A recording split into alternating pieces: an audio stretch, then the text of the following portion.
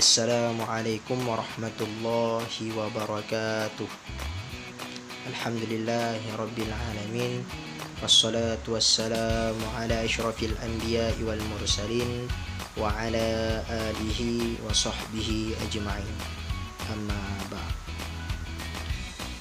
Puji syukur marilah sama-sama kita panjatkan kehadirat Allah Subhanahu wa taala, yang mana dengan kudrah dan iradahnya lah kita masih diberikan kesehatan serta kesempatan sehingga kita masih bisa melakukan kegiatan belajar mengajar walaupun masih melalui virtual.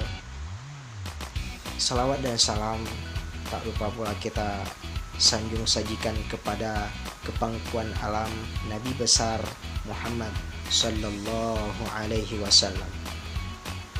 Yang saya hormati Ibu Sri Murni SEMSIAK selaku dosen pembimbing mata kuliah asuransi syariah, serta yang saya banggakan seluruh teman-teman semuanya. Baik, pada kesempatan kali ini saya akan menjelaskan konsep dan implementasi al-murabahah. Al-murabahah ataupun murabahah adalah salah satu akad kerjasama kemitraan berdasarkan prinsip berbagi untung dan rugi ataupun profit and loss sharing principle, yang mana dilakukan sekurang-kurangnya itu oleh dua belah pihak,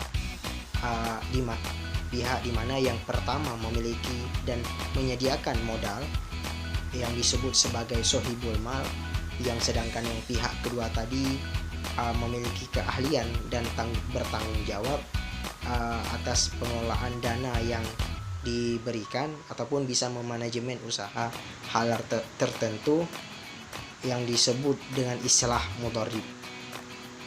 Kemudian jenis-jenis al-murabahah. Secara umum murabahah terbagi menjadi dua jenis. Yang pertama murabahah mutlaqah, yaitu murabahah mutlaqah adalah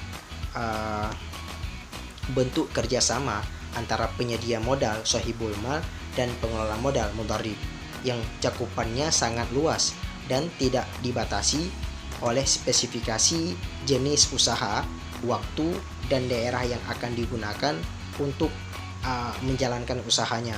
Kemudian mudharabah muqayyadah. Apa itu mudharabah muqayyadah? Mudharabah muqayyadah juga sering disebut dengan istilah restraint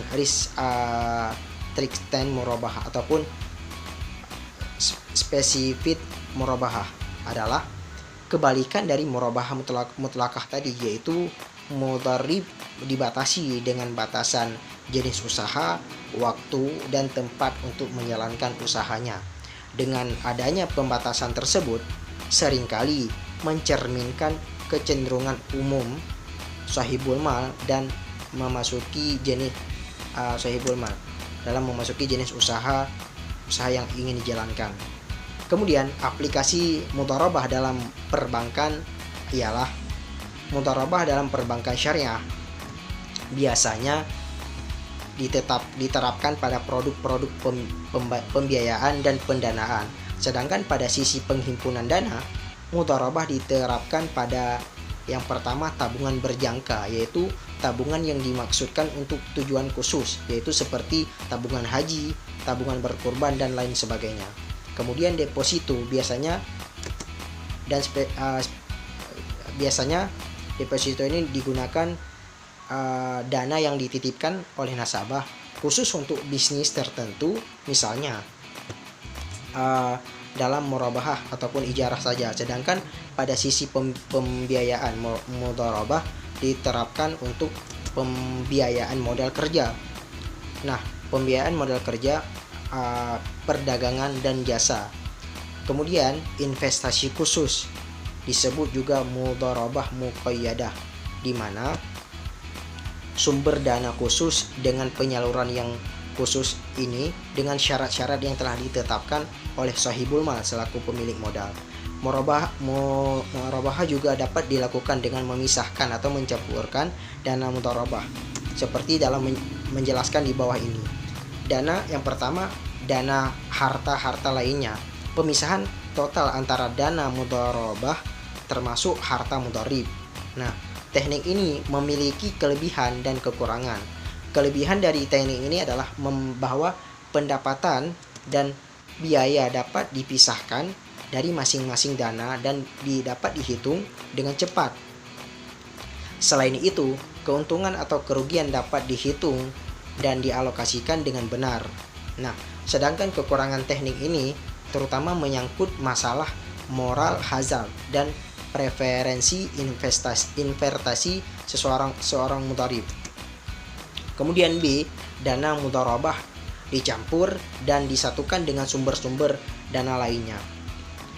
Sistem ini menghilangkan ataupun memunculkan masalah atau etika dan moral hazard seperti di atas. Namun, di dalam sistem ini, pendapatan dan biaya mudharabah tercampur dengan pendapatan dan biaya lainnya. Mudharabah dalam perbankan syariah terdapat manfaat dan resikonya. Manfaat dari mudharabah tersebut dibagi menjadi 5, yaitu bank akan menikmati peningkatan bagi hasil pada saat keuntungan usaha nasabah semakin meningkat. Kemudian, pihak bank tidak berkewajiban membayar bagi hasil kepada nasabah pendanaan secara tetap, tetapi disesuaikan dengan pendapatan hasil usaha bank sehingga bank tidak pernah mengalami negatif spread. Selanjutnya, pengembalian pokok pembiayaan sesuai dengan cash flow ataupun kas usaha nasabah sehingga tidak memberatkan nasabah. Selanjutnya, bank akan lebih selektif dan hati-hati dalam mencari usaha yang benar-benar halal, aman, dan menguntungkan karena keuntungan yang konkret dan benar-benar terjadi itulah yang akan dibagikan. Yang kelima, prinsip bagi hasil dalam murabahah atau musyarakah. Ini berbeda dengan prinsip bunga tetap di mana bank akan menagih penerima pembiayaan dari nasabah satu jumlah bunga tetap berapapun keuntungan yang dihasilkan nasabah, sekalipun merugi terjadi krisis ekonomi yang sangat fatal. Oleh karena itu, maka mudharabah ini akan sangat efisien ketika dilakukan sesuai dengan prinsip-prinsip yang sudah jelas diterapkan oleh syariah dan diawasi juga oleh Dewan Syariah Nasional. Mungkin itu saja yang dapat saya sampaikan pada materi asuransi syariah kali ini. Lebih dan kurang saya mohon maaf. Khairul kalam, wabillahi taufiq wal hidayah. Wassalamualaikum warahmatullahi wabarakatuh.